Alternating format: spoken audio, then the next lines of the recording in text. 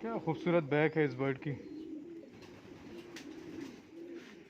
8234 934।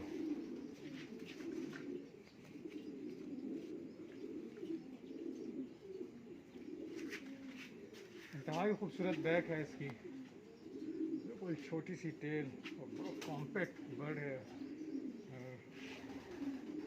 Extra ordinary quality, बिल्कुल V shape माशाल्लाह से।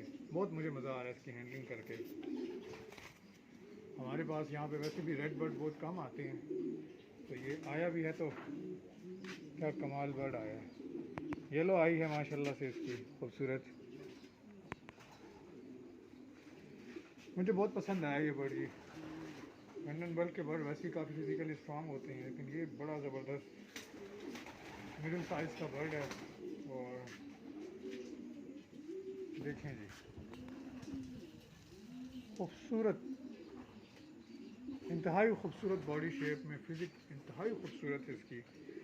जितनी तारीफ़ की जाए उतनी कम है।